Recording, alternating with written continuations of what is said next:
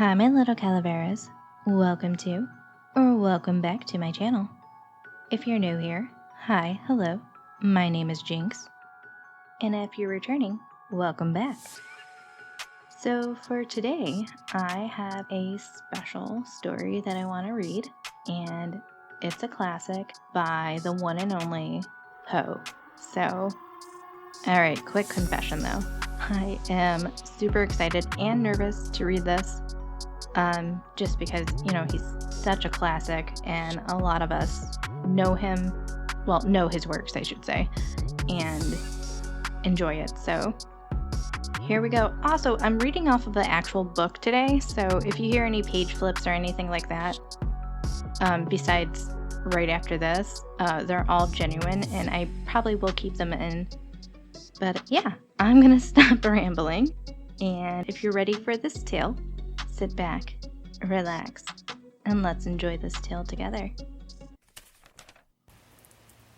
The Telltale Heart by Edgar Allan Poe. True, nervous, very, very dreadfully nervous, I had been and am. But why, will you say I'm mad? The disease had sharpened my senses. Not destroyed, not dulled. Above all was the sense of hearing acute. I heard all the things in the heaven and in the earth. I heard many things in hell. How then am I mad? Hearken and observe how healthily, how calmly I can tell you the whole story. It is impossible to say how first the idea entered my brain, but once conceived, it haunted me day and night. Object there was none, passion there was none. I loved the old man. He had never wronged me. He had never given me insult. For his gold, I had no desire. I think it was the eye. Yes, it was this. One of his eyes resembled that of a vulture. A pale blue eye with a film over it. Whenever it fell upon me, my blood ran cold. And so by degrees, very gradually, I made up my mind to take the life of the old man and thus rid myself of the eye forever. Now, this is the point. You fancy me mad. Madmen know nothing. But you should have seen me. You should have seen how wisely I proceeded. With what caution, with what foresight, with what dissimulation I went to work. I was never kinder to the old man than during the whole week before I killed him. And every night, about midnight, I turned the latch of his door and opened it. Oh, so gently. And then, when I made an opening sufficient for my head, I put in a dark lantern, all closed, so no light shone. And then I thrust myself in my head. Oh, you would have laughed to see how cunningly I thrust it in. I moved it slowly, very, very slowly, so that I might not disturb the old man's sleep. It took me an hour to place my whole head within the opening, so far that I could see him as he lay upon his bed. Ha! Would a madman have been so wise as this? And then, when my head was well in the room, I undid the lantern cautiously. Oh, so cautiously. Cautiously, for the hinges creaked. I undid it just so much that a single thin ray fell upon the vulture eye. And this I did for 7 long nights. Every night, just at midnight. But I found the eye always closed. And so it was impossible to do the work. For it was not the old man who vexed me, but his evil eye.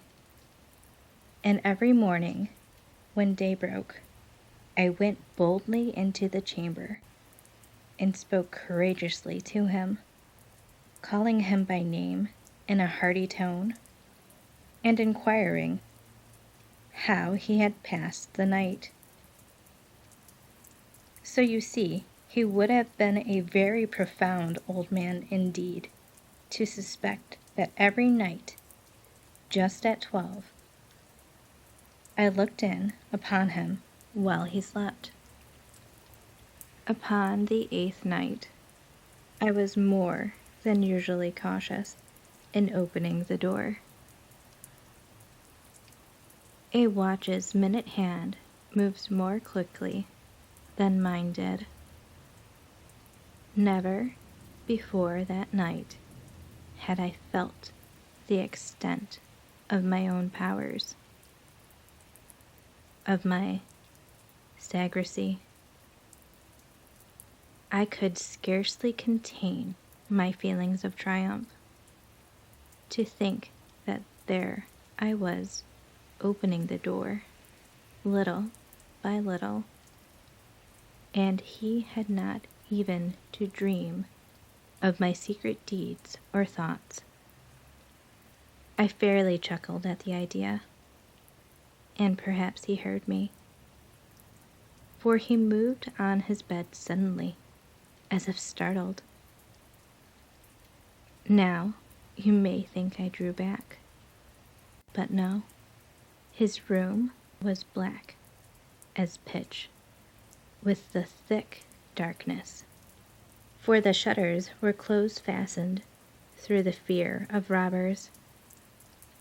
And so I knew that he could not see the opening of the door, and I kept pushing it on steadily. I had my head in and was about to open the lantern, when my thumb slipped upon the tin fastening, and the old man sprang up in bed, crying, "Who's there?" I kept quite still and said nothing. For a whole hour did I not move a muscle, and in the meantime I did not hear him lie down. Was he still sitting up in bed listening, just as I have done, night after night, hearkening to the death watches in the wall? Presently I heard a slight groan, and I knew it was a groan of mortal terror. It was not the groan of pain or grief. Oh no! It was the low, stifled sound that arises from the bottom of the soul when overcharged with awe. I knew the sound well. Many a night, just at midnight, when all the world slept, it has welled up from my own bosom, deepening, with its dreadful echo, the terrors that distracted me. I say I knew it well. I knew what the old man felt, and I pitied him. Although I chuckled at heart, I knew that he had been lying awake ever since the first slight noise, when he had turned in the bed. His fears had been ever since growing upon him, He had been trying to fancy them causeless, but he could not. He had been saying to himself, "It is nothing but the wind in the chimney. It was only a mouse crossing the floor. It was merely a cricket that had made a single chirp." Yes, he has been trying to comfort himself with all these suppositions, but he had found all in vain, because death, in approaching him, had stalked with his black shadow before him and enveloped the victim, and it was the mournful influence of the unperceived shadow that had him to feel, although he neither saw nor heard, to feel the presence of my head within the room. When I had waited a long time, very patiently, within hearing him lie down, I resolved to open a very, very little crevice in the lantern. So I opened it. You cannot imagine how stealthily, until the length of a single dime ray, like a thread from a spider, shot from the crevice and fell upon the vulture eye. It was open, wide open, and I grew furious as I gazed upon it. I saw it with perfect distinctness, a dull blue, with a hideous vein over it that chilled the very marrow in my bones. But I could not see nothing else of the old man's face or person, for I had directly the ray, as if upon instinct, precisely upon that damned spot. And now, I have not told you what you mistake for madness is but over-acuteness of the senses. I say there came to my ears a low, dull, quick sound, such as a watch makes when enveloped in cotton. I knew that sound well, too. It was the beating of the old man's heart. It increased my fury, as the beating of the drum stimulates the soldier into courage. But even yet I refrained and kept still. I scarcely breathed. I had held the lantern motionless. I tried how steadily I could maintain the ray upon the eye. Meantime, the hellish tattoo of the heart increased. It grew quicker and quicker, and louder every instant. The old man's terror must have been extreme.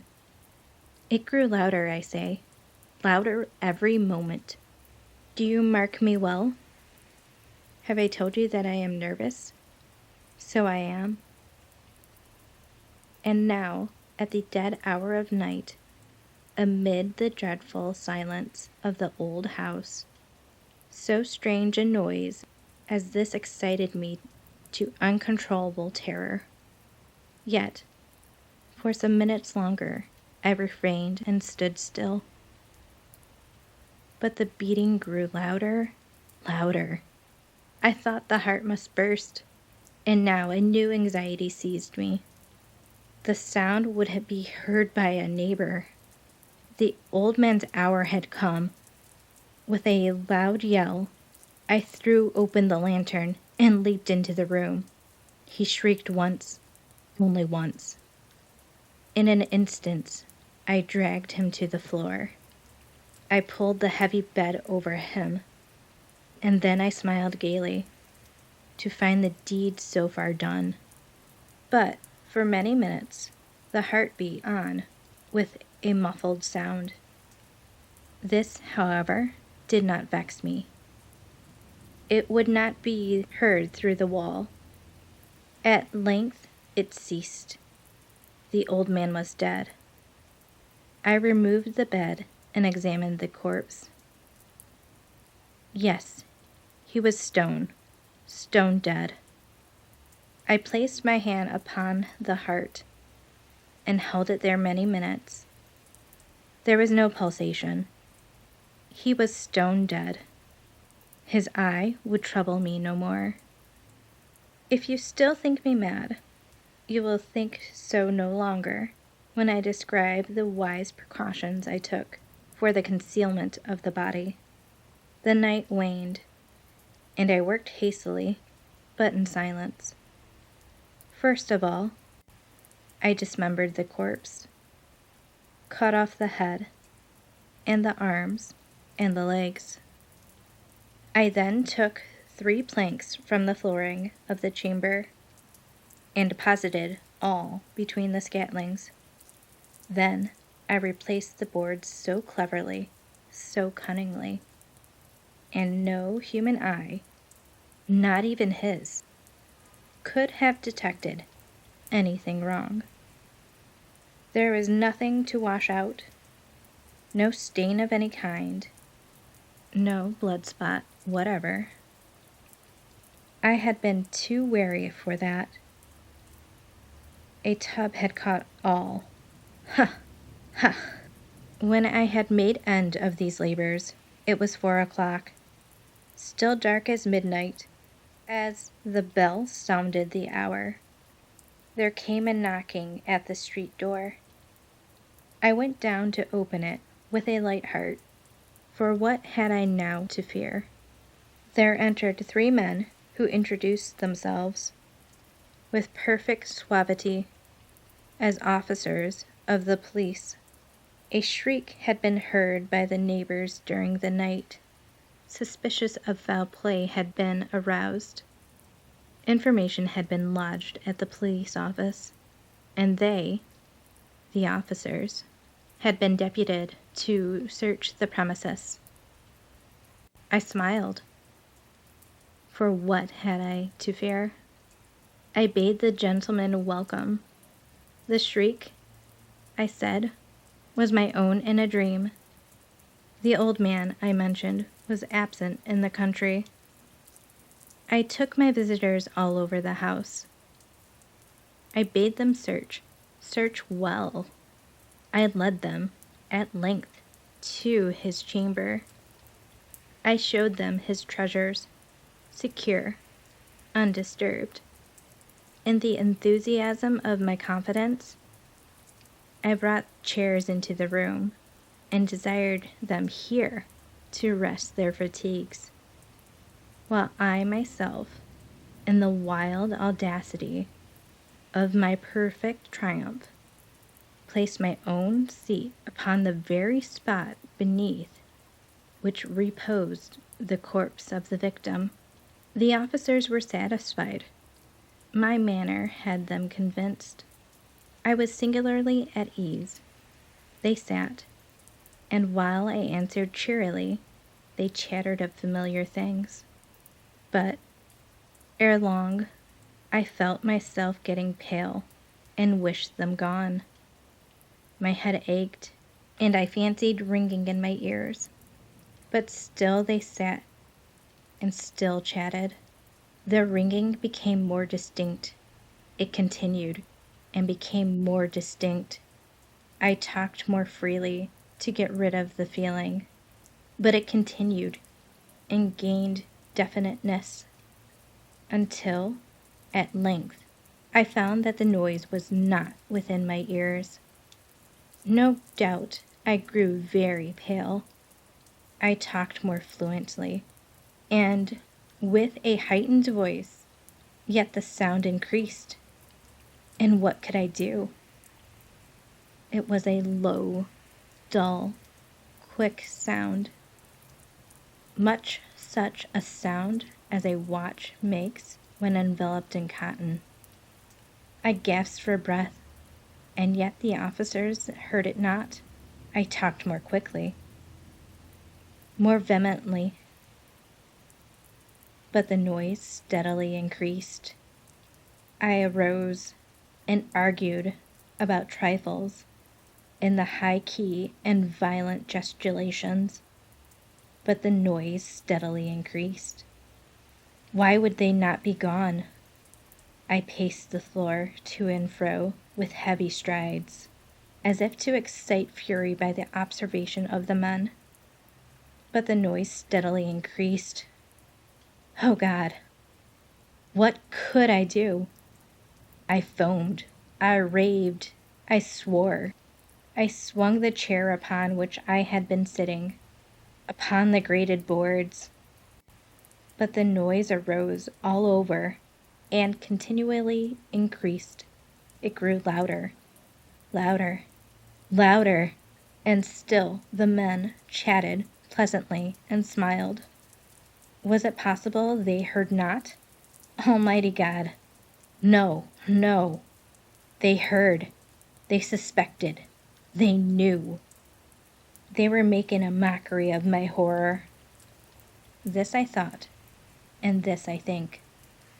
But anything was better than this agony.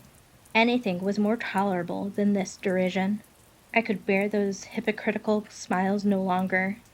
I felt that I must scream or die. And now, again, hark louder, louder, louder, louder. Villains, I shrieked. Dissemble no more. I am the deed. Tear up the planks. Here, here. It is the beating of his hideous heart. Hi, my little calaveras. If you made it to the end of this video, thank you so much. I truly appreciate you. If you haven't already, don't forget to subscribe. Also, like, comment, share, all the good things. And yeah, today I decided to try to read The Telltale Heart by Edgar Allan Poe. And I probably will read a few more of the classics. I do have a copy of the Necronomicon, so I might read from there as well. There are a few more tales that are fair use that I could probably read. Just with spooky season coming up, I felt like to kind of change up the mood, I wanted to do some of the classics. And, when we think of any type of horror, who do you think of? It's H.P. Lovecraft or it's Edgar Allan Poe. So I really wanted to read some of those shorter stories. I might even try eventually to do chapters of more classics. I don't know. I just wanted to kind of change things up, just to get us in the mood for spooky season. So that was my thought process with that. I know my videos have been a little wonky and I'm sorry. I had a few things going on and, life happens. We're human. Things are going to happen. And as much as I wish I could have a good consistent schedule, sometimes it's just not going to happen. But no worries. I'm not going anywhere. Even if there's any delays, I'll still be here. But I am rambling. Also, before I forget, in my description I do have my socials as well as my Gmail and my Reddit linked in case you guys want to either read any stories if you go to Reddit, or you can also submit stories on my Reddit. I actually want it to be a place where if you're an author and you potentially either want somebody to read your story, like just to read it or narrate, I want people to start putting in their stories there. So if that's something that you're interested in, definitely consider it. I want to have it, I don't know, I have some plans, but I'll tell you guys more about that. Oh my gosh, I am rambling this time. So since I am rambling, I better get going. But before I go, remember, my little calaveras, don't let anyone or anything steal your light. Check under your bed at night. And until next time, bye.